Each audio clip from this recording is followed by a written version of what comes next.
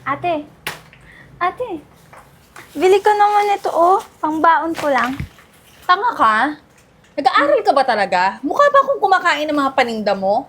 Ah, eh, ate, dali na masarap din naman to, pangbaon ko lang.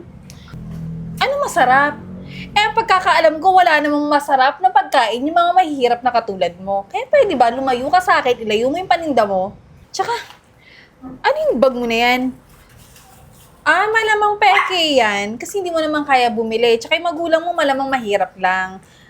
Katulad mo, mahirap. Tsaka, talagang ano ba naman? Wala bang, talaga naka-uniform ka pa. Alam mo ba yung anak ko? Diyan din nag-aaral. Pero malamang sa malamang, ikaw scholar ka. Tapos yung baon mo, 20 pesos lang, pahirapan pa. Diba? Kasi nga mahihirap kayo.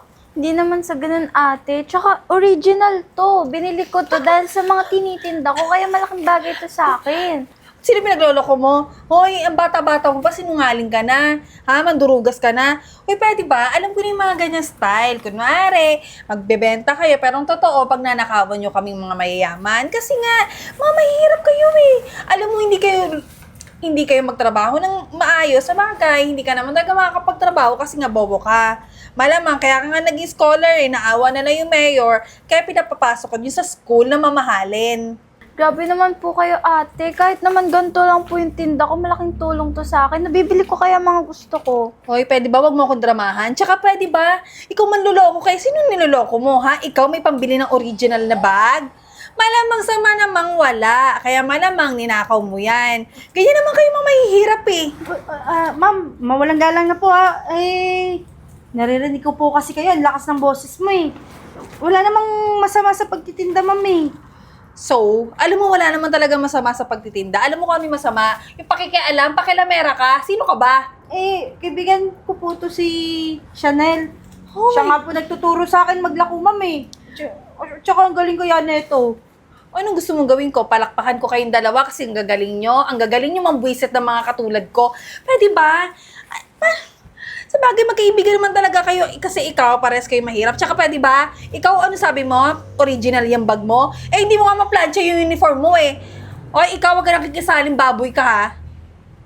Sumo ng ugali mo, ma'am. Tara na, Chanel. Yaan mo na siya. Uy, Chanel. Sensya ka na dun sa, babae niya, hindi kita napagtanggol kagad kasi medyo na-busy ako sa paglalako eh. Ay, naku, ate Ibet, hayaan mo na yung mga ganong tao. Ano, naubos mo yung paninda? Naubos ko. Wow. Ang galing kaya ng diskarte ko. Ikaw nagturo sa akin eh. Siyempre, ang galing mo naman. Excuse me. Naku, Miss Chanel. Saan po ba kayo nagpupunta? Hinahanap ko kayo kanina pa po. Tawag ng tawag sa akin yung mami nyo. Oras na po kasi nung sundo ko sa inyo ngayon eh. Naku, pasensya na, Kuya Renz. Ano pa kasi kami ni Ate Ibet eh. Alam ko.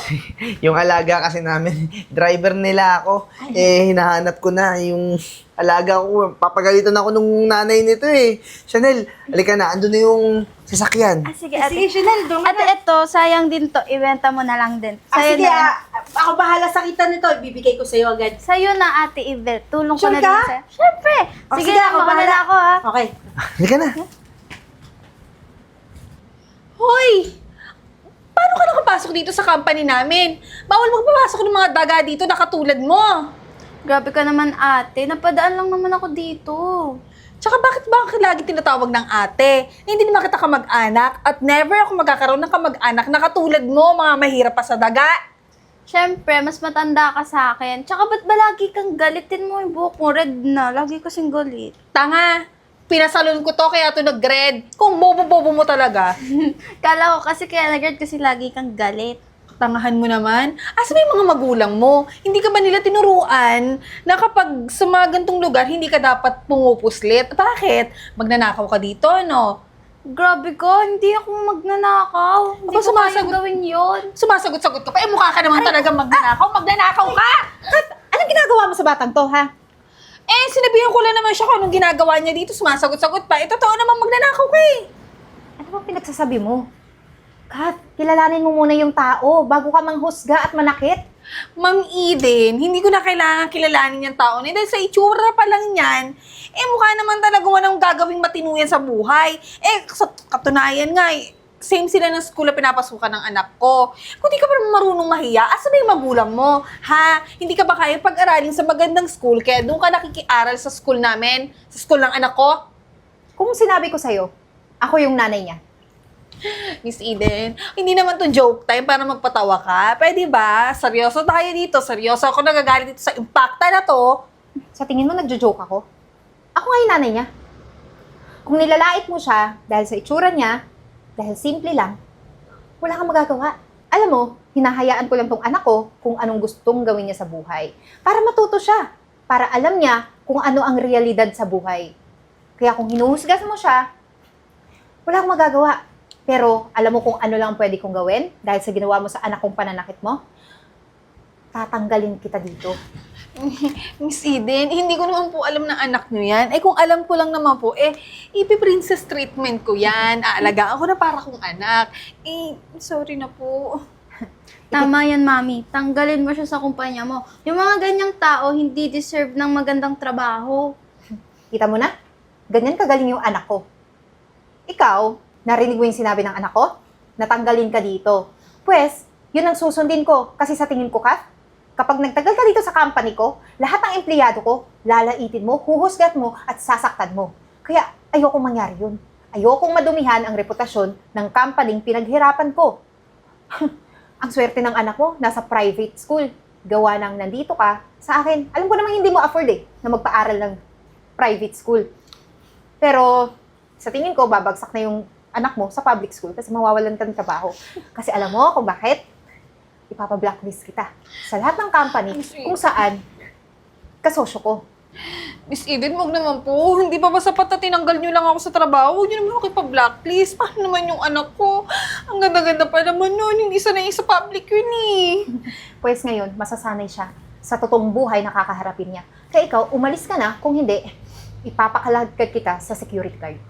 Kasalanan mo tong batang to Wala akong ginawa sa'yo. Hindi nga kita nilait Ikaw lait ka kasi ng lait. Baguhin mo ugali mo, ha? Hey, Karen! Buti na lang, Mami, nakita mo kung paano ko ano yung babaeng yun. Huwag kang mag-alala, anak.